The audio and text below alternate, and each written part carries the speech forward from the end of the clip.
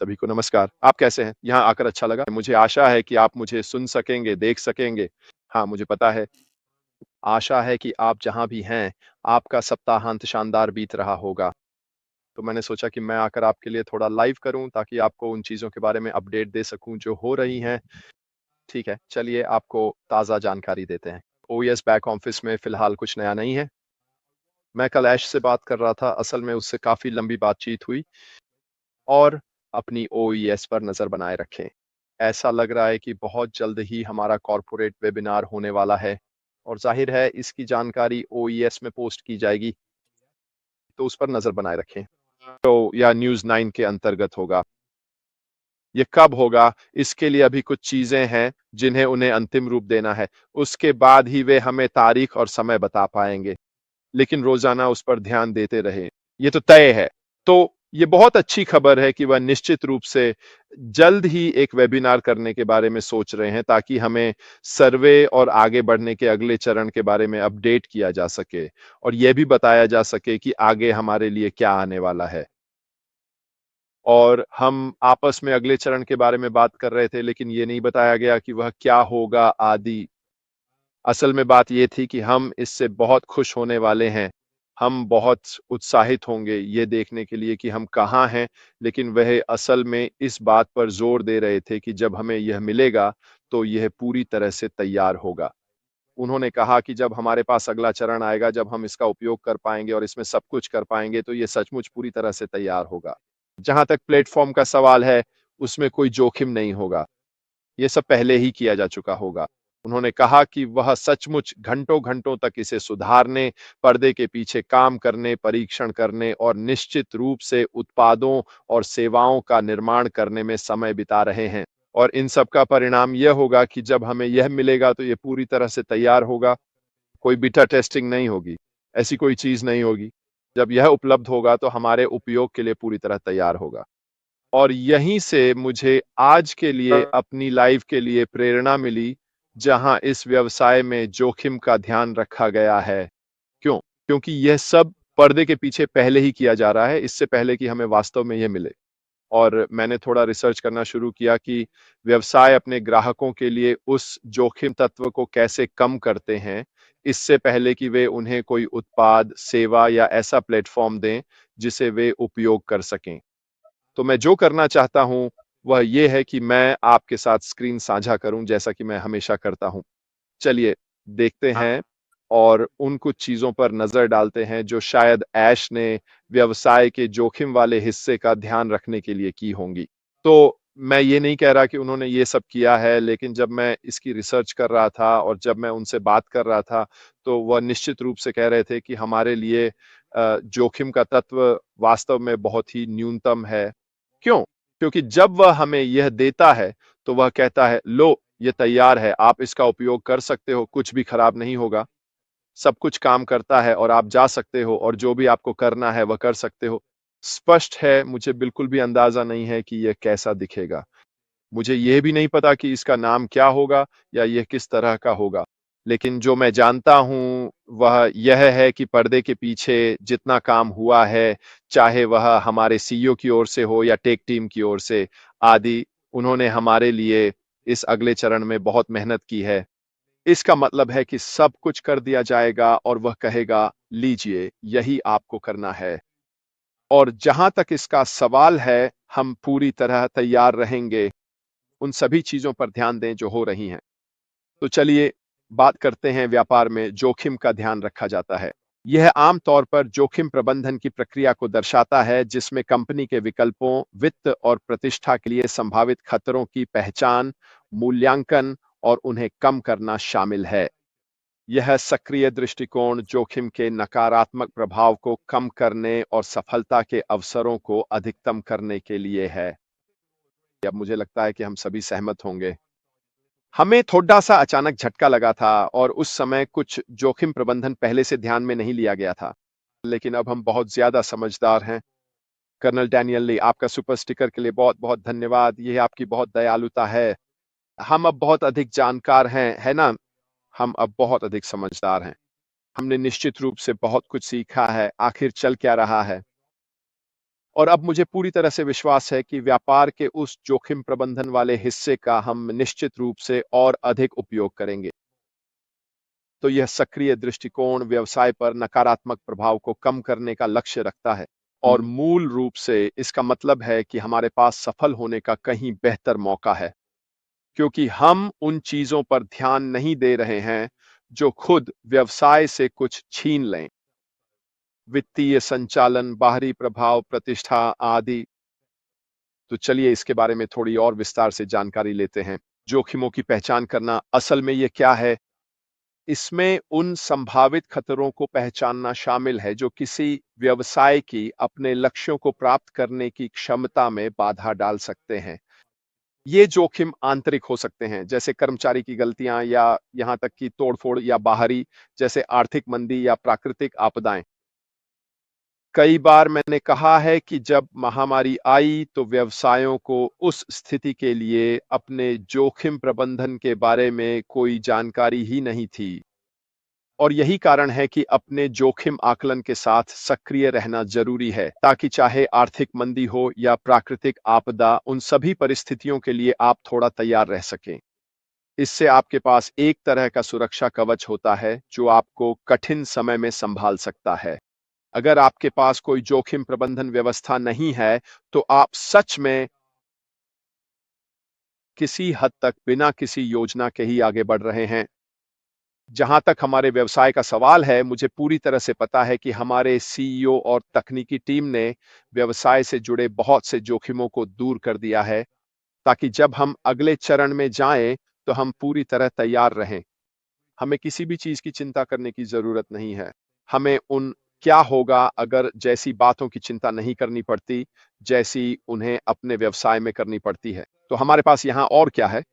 हमारे पास जोखिमों का मूल्यांकन भी है। एक बार जोखिमों की पहचान हो जाए, तो उन्हें उनकी संभावना और संभावित प्रभाव के आधार पर आंका जाना चाहिए। इससे यह तय करने में मदद मिलती है कि किन जोखिमों पर सबसे ज्यादा ध्यान और संसाधन देने की जरूरत है। यही असल में जोखिम प्रबंधन है, किसी चीज की पहचान करना और फिर यह कहना कि ठीक है,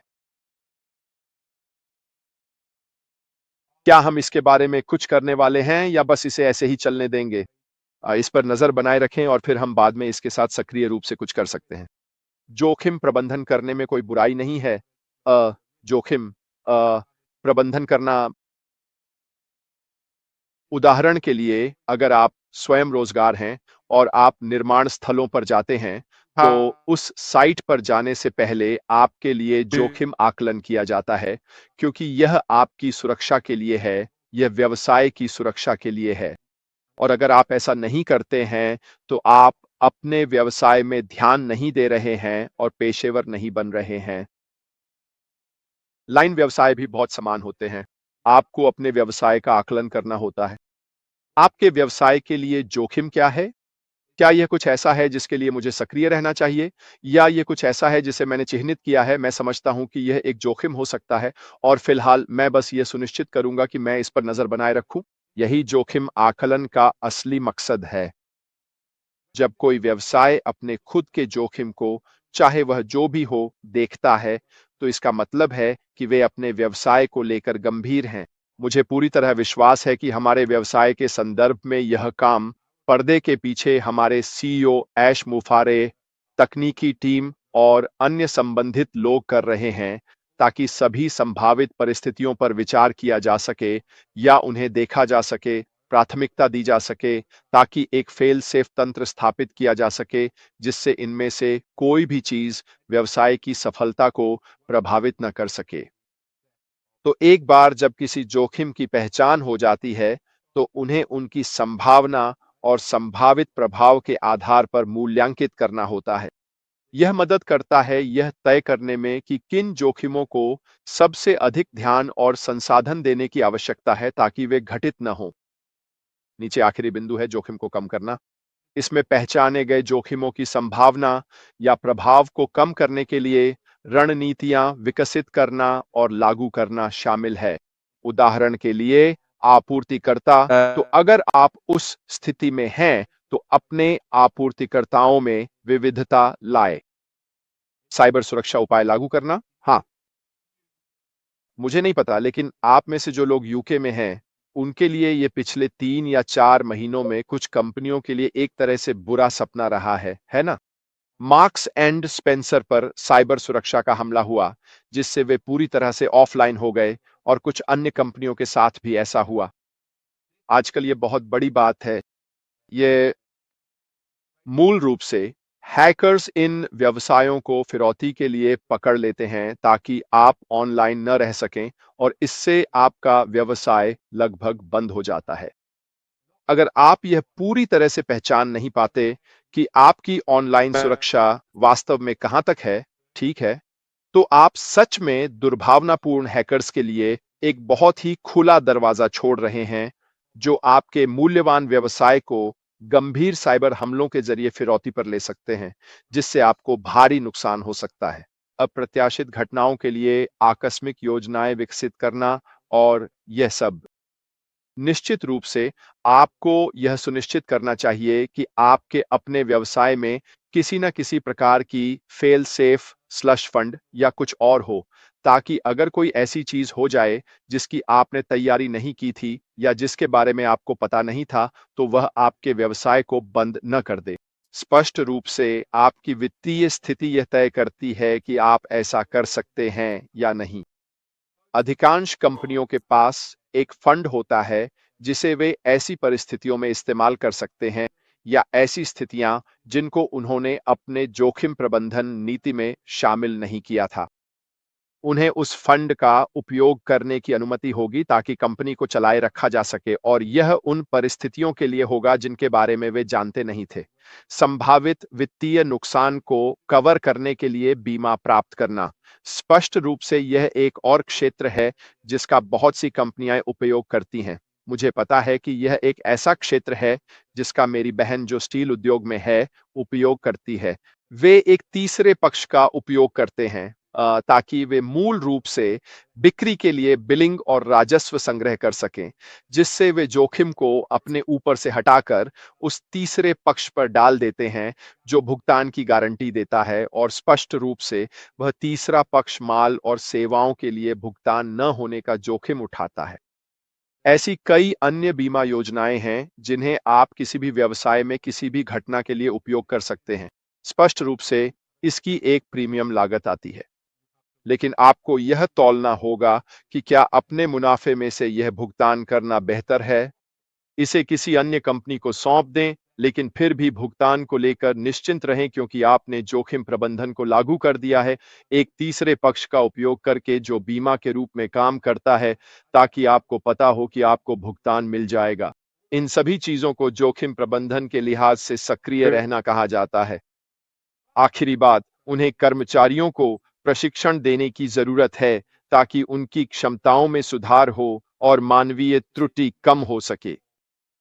स्पष्ट रूप से मानवीय त्रुटि या यहां तक कि तोड़फोड़ भी आपके उस हिस्से के लिए एक बहुत बड़ी बात है व्यवसाय का। हमने इसे प्रत्यक्ष रूप से देखा है ना? किस तरह से मानवीय प्रभाव किसी व्यवसाय को सचमुच हिला सकता है। जब उनके पास आपके व्यवसाय के भीतर इतनी सारी चीजों तक पहुंच होती है, तो वे सचमुच आपको ऑफलाइन कर सकते हैं। जोखिम को फैलाने की क्षमता होना, किसी एक व्यक्ति को सभी क्षेत्रों की पहुंच न देना, उस जोखिम को किसी हद तक कम करता है ताकि आप इस तरह की किसी भी घटना का जोखिम फैला सकें। आखिरकार यही अच्छा जोखिम प्रबंधन है। अगर आप ऐसी चीजें लागू करते हैं, तो आप अपने व्यवसाय के लिए सही कदम उठा रहे हैं ताकि आप उस जोखिम को कम कर सकें। और अगला बिंदु है निगरानी और समीक्षा करना। जोखिम प्रबंधन एक बार किया जाने वाला कार्य नहीं है। इसके लिए निरंतर निगरानी और समीक्षा की आवश्यकता होती है ताकि यह सुनिश्चित किया जा सके कि रणनीतियां प्रभावी हैं और बदलती परिस्थितियों के अनुसार उन्हें अनुकूलित किया जा सके। इसी कारण यह जरूरी है कि आपके पास एक जोखिम नीति लागू हो। उदाहरण के लिए, आपकी जोखिम प्रबंधन नीति यह हो सकती है कि हम अपने व्यवसाय के लिए हर 6 महीने में जोखिम प्रबंधन की समीक्षा करें। यह वह चीज है जिसे हम हर 6 महीने में देखते हैं। हम उन बातों की समीक्षा करेंगे जो हमें पता है, और हम नए क्षेत्रों को चिन्हित करेंगे जिन्हें अपनाकर अपने व्यवसाय के किसी भी जोखिम को कम किया जा सके। मुझे यकीन है कि सीईओ इसे समझते हैं। मुझे पूरा विश्वास है कि उन्होंने पहले जो कुछ भी उनके साथ हुआ, उससे बहुत कुछ सीखा है और अब उनका जोखिम प्रबंधन आगे बढ़ते हुए हमारे नए व्यवसाय के लिए कहीं बेहतर होगा, जिसकी ओर हम बढ़ रहे हैं। इसी वजह से जब उन्होंने मुझसे कहा, "रेड, इस अगले चरण की खूबसूरती ये है कि जब हम इसे तुम्हें देंगे और वैसे यह सब तुम्हारा ही है, यह पूरी तरह तैयार है, इसमें कोई जोखिम नहीं है। हम तुम्हें ऐसी चीज़ दे रहे हैं जो काम करती है, जो तुम्हारे लिए पैसे कमाएगी क्योंकि हमें पता है कि पर्दे के पीछे सब कुछ किया जा चुका है ताकि तुम तुरंत शुरू कर सको।" यह सुनना मेरे लिए किसी संगीत जैसा था। इसका मतलब है कि कोई परीक्षण अवधि नहीं होगी। इसका मतलब है कि कोई बीटा टेस्टिंग या इस तरह की कोई चीज़ नहीं होगी। जब हमें हरी झंडी मिल जाएगी, जब हमें इस अगले चरण के बारे में सब कुछ बता दिया जाएगा, जब ये हमारे हाथ में आ जाएगा, तो सच में ये आगे बढ़ने के लिए हरी झंडी ही होगी। तो यह वाक़ई में शानदार खबर है। तो मूल रूप से जोखिम प्रबंधन व्यवसाय संचालन का एक महत्वपूर्ण पहलू है, जो कंपनियों को चुनौतियों का सामना करने, अपनी संपत्तियों की सुरक्षा करने और अपने उद्देश्यों को प्राप्त करने में सक्षम बनाता है। वह चीज़, वह आत्मविश्वास व्यवसाय में कि आपने हर संभव प्रयास किया है किसी भी जोखिम को कम करने के लिए, चाहे वह आंतरिक हो, बाहरी हो, सप्लाई चेन से जुड़ा हो, प्राकृतिक आपदाएं हों या वे चीजें हों जिनके बारे में आपको पता नहीं था। अपने व्यवसाय में जोखिम प्रबंधन नीति लागू करना, इसका मतलब है कि आप न केवल सक्रिय हैं, बल्कि यह भी दर्शाता है कि आप अपने व्यवसाय को गंभीरता से ले रहे हैं और आखिरकार यही वह चीज है जो हम सभी चाहते हैं। हम ऐसा व्यवसाय चाहते हैं जो सुचारू रूप से चले। हम ऐसा व्यवसाय चाहते हैं जो वही करे जो उसने करने का वादा किया है। और मैं निश्चित रूप से जानता हूं कि हमारे सीईओ पर्दे के पीछे बहुत मेहनत कर रहे हैं ताकि यह सुनिश्चित हो सके कि आगे बढ़ते हुए हमारे लिए यह सब संभव हो सके। स्पष्ट है, हमारे पास इस बारे में कोई जानकारी नहीं है कि यह क्या होने वाला है। स्पष्ट है, हमें नहीं पता कि इसका नाम क्या होगा, यह कैसे काम करेगा और बाकी सब कुछ क्या होगा। लेकिन जब वह मुझसे कहते हैं, हमारे लिए इसमें बिल्कुल भी कोई जोखिम नहीं होगा क्योंकि हमने सब कुछ जाँच लिया है। हमने सुनिश्चित किया है कि यह काम करता है। हमने यह भी सुनिश्चित किया है कि जब हम आपको हरी झंडी देंगे, तो यह आपके लिए पूरी तरह तैयार होगा। तो यह मेरे लिए किसी संगीत से कम नहीं है। खैर दोस्तों, आप में से 200 से भी अधिक लोगों का धन्यवाद कि आप इसमें शामिल हुए